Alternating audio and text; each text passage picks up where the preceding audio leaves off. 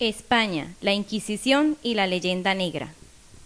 Desde el siglo XVI, las potencias nórdicas reformadas, Gran Bretaña y Holanda, iniciaron en sus dominios de ultramar una guerra psicológica al inventarse la leyenda negra de la barbarie y la opresión practicadas por España, con la que estaban enzarzadas en la lucha por el predominio marítimo. La leyenda negra, que como ocurre puntualmente con todo lo que no está de moda en el mundo laico, es descubierta ahora con avidez por curas, frailes y católicos adultos en general, quienes al protestar con tonos virulentos en contra de las celebraciones por el 5º centenario del descubrimiento, ignoran que, con algunos siglos de retraso, se erigen en seguidores de una afortunada campaña de los servicios de propaganda británicos y holandeses. Pierre Chaunu, historiador de hoy, fuera de toda duda por ser calvinista, escribió: «La leyenda antihispánica en su versión norteamericana, la europea, hace hincapié sobre todo en la Inquisición. Ha desempeñado el saludable papel de válvula de escape. La pretendida matanza de los indios por parte de los españoles en el siglo XVI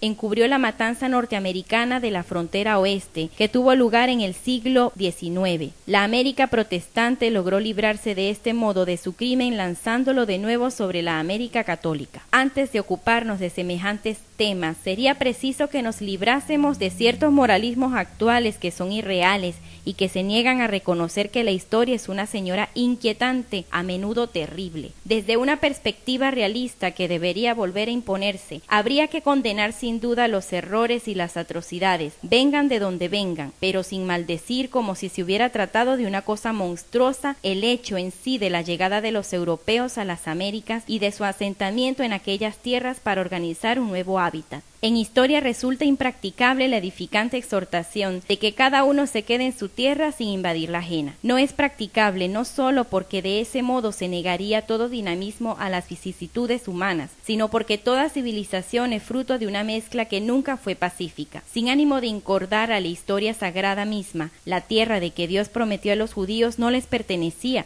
sino que se arrancaron a la fuerza a sus anteriores habitantes. Las almas bondadosas que reniegan al de los malvados usurpadores de las Américas olvidan, entre otras cosas, que su llegada aquellos europeos se encontraron a su vez con otros usurpadores. El imperio de los aztecas y el de los incas se había creado con violencia y se mantenía gracias a la sanguinaria opresión de los pueblos invasores que habían sometido a los nativos a la esclavitud. A menudo se finge ignorar que las increíbles victorias de un puñado de españoles contra miles de guerreros no estuvieron determinadas ni por los arcabuces ni por los escasísimos cánones, que con frecuencia resultaban inútiles en aquellos climas porque la humedad neutralizaba la pólvora, ni por los caballos, que en la selva no podían ser lanzados a la carga. Aquellos triunfos se debieron sobre todo al apoyo de los indígenas oprimidos por los incas y los aztecas. Por lo tanto, más que como usurpadores, los ibéricos fueron saludados en muchos lugares como liberadores,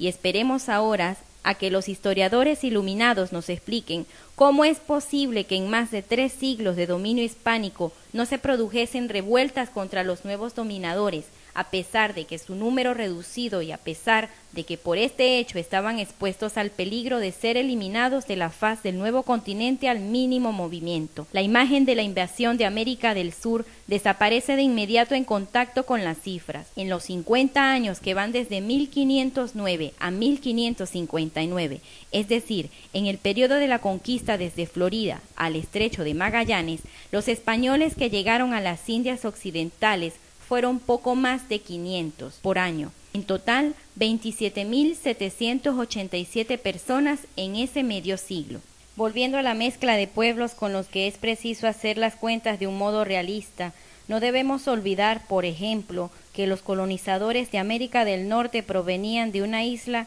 que a nosotros nos resulta natural definir como anglosajona. En realidad era de los primeros britanos, sometidos primero por los romanos y luego por los bárbaros germanos, precisamente los anglos y los sajones, que exterminaron a buena parte de los indígenas y a la otra hicieron huir hacia las costas de Galia, donde después de expulsar a su vez a los habitantes originarios, crearon la que se denominó Bretaña. Por lo demás, ninguna de las grandes civilizaciones, ni la egipcia, ni la romana, ni la griega, sin olvidar nunca nunca la judía, se creó sin las correspondientes invasiones y las consiguientes expulsiones de los primeros habitantes. Por lo tanto, al juzgar la conquista europea de las Américas, será preciso que nos cuidemos de la utopía moralista a la que le gustaría una historia llena de reverencias y de buenas maneras. Aclarado este punto, es preciso que digamos también que hay conquistas y conquistas, y en películas como la muy premiada Bailando con Lobos se empieza a entender, y que la católica fue ampliamente preferible a la protestante. Como lo escribió otro historiador contemporáneo, Jean Dumont, si por desgracia España y Portugal se hubieran pasado a la Reforma, se hubieran vuelto puritana y hubiera aplicado los mismos principios que América del Norte, lo que dice en la Biblia de ellos mismos. El indio es un ser inferior, un hijo de Satanás. Un inmenso genocidio habría eliminado de América del Sur a todos los pueblos indígenas. Hoy en día, al visitar las pocas reservas de México a Tierra del Fuego,